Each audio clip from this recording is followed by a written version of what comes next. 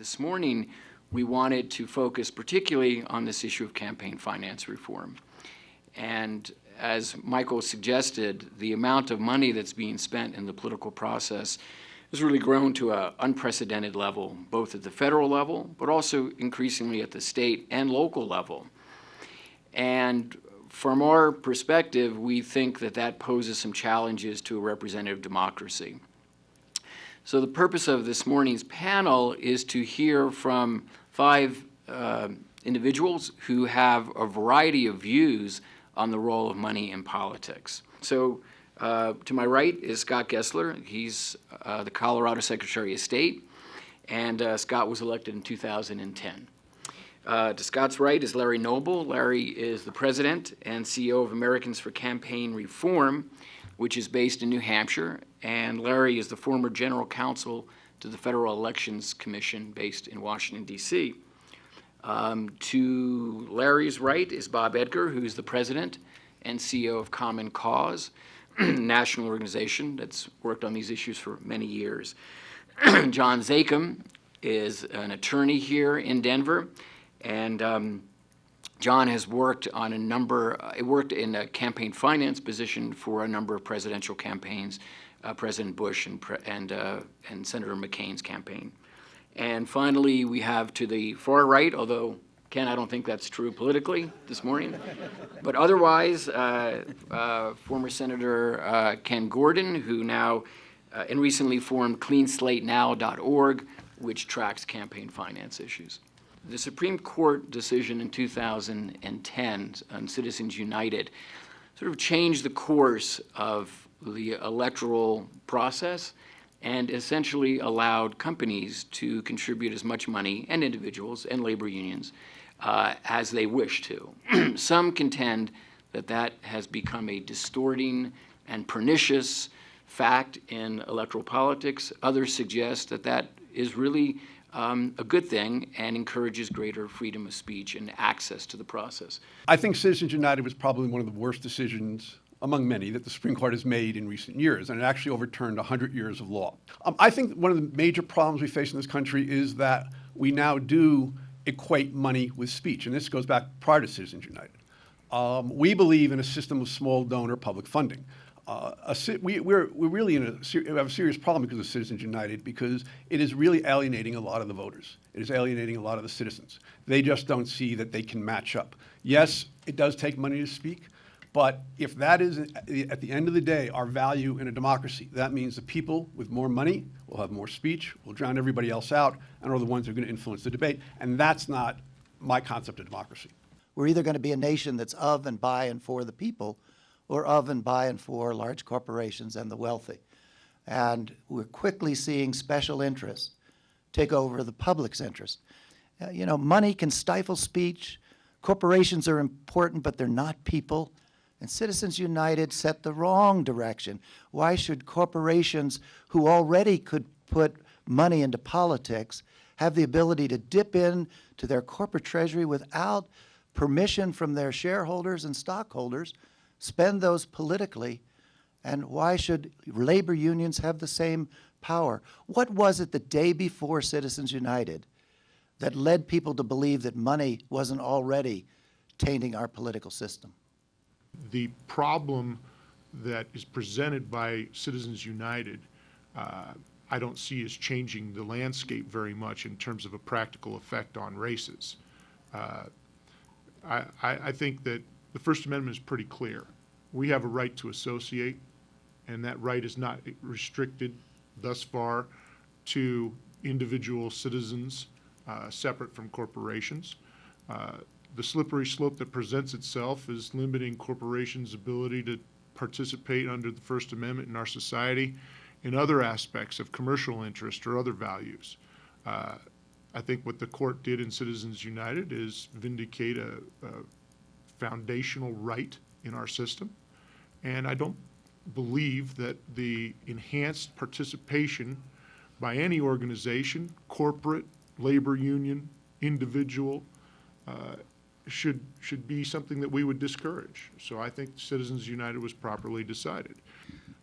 If money only increased the amount of speech, that would be one thing. but it creates an obligation between the elected official and the person either spending independently or making the contribution.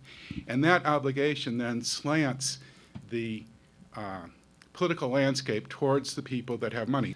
I think there is a role for disclosure for large donations, which are well above $20 on the state level and well above $200 on the federal level. Okay? And that may be the extent of regulation that's necessary to allow people to have the information they want to make the choices. After one of the governors of Connecticut were put in jail, Common Cause, working with a coalition of groups, installed a voluntary public financing system. And in the 2008 election, 74% of the candidates, both Democratic and Republican, took no special interest money. 81% of them got elected, including a 25 or 26-year-old college student who won an election and served. And most observers think that the legislature in Connecticut from 2008 to 2010 was the best in history for that state because lobbyists could still lobby. I believe lobbyists, after all the reforms, have a right to lobby with their talking points. But what's happened is the lobbyists are now lobbying with their checkbook. I know that when we passed contribution limits in the Colorado legislature, legislators felt more able to represent their constituents and less inclined to work for special interests that could make big contributions because the contributions that they could make had been reduced. It was an actual fact. A legislator, I remember, came up to me and said, you know, now that they can only give me $200, I feel like I don't have to pay as much attention to what that interest group says. The winners in our society have a larger voice because they have more money to spend in politics. To deny that is ignorance of truth. Is that necessarily a bad thing or a good thing? I mean, that's for each person to decide whether or not their government is delivering for them. I want to go back to this concept of equality because it sounds like the opposition to my view on this is that everybody has an opportunity, but if you don't make as much money in society, your ability to express yourself politically will be diminished, and that's okay because you had an opportunity to make more money. I don't actually see it that way. I see it as every human being, by virtue of being a human being, has an equal political voice. The way to solve that is not to stifle people's speech. The way to solve that is not to stifle people so that everyone's at a certain level. The way to solve that, and I think James Madison in Federalist number 10 is the one who expressed it best, was you expand the playing field. You allow more people to participate. And I can tell you the reason these people give is they want influence. The reason they give is a business decision. They give because it will get them a result.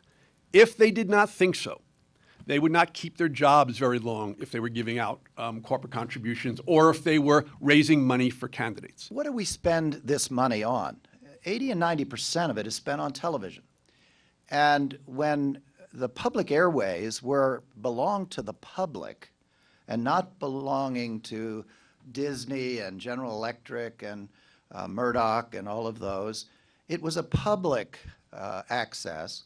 And what would be wrong with the fact that we organize ourselves to take back those public airways and mandate that those who hold that treasure of a contract to be able to use those airways have to have a certain amount that's given to the public in terms of public broadcasting.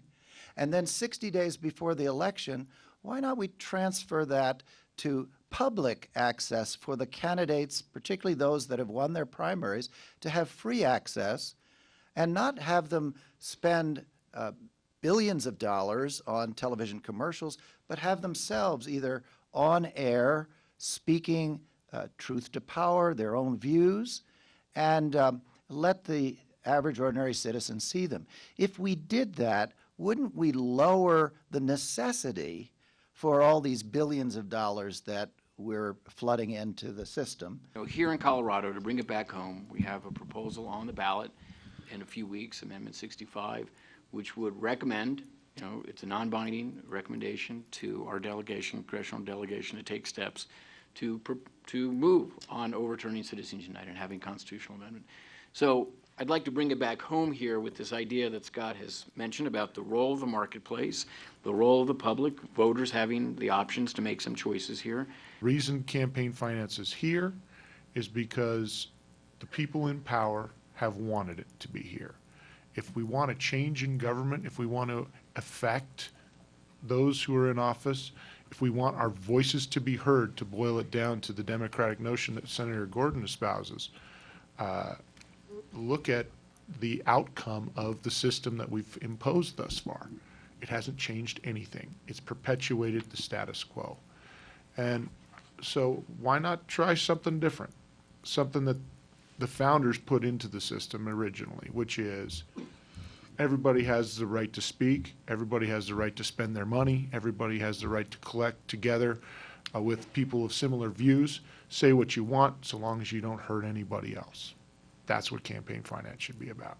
One challenge is that the leadership on the Democratic side and the leadership on the Republican side tell their freshman members in the House that you should spend 20 hours a week raising money for your reelection. And I want them to spend that 20 hours a week legislating. And that's why I'm for some controls on how much money is put into campaigns.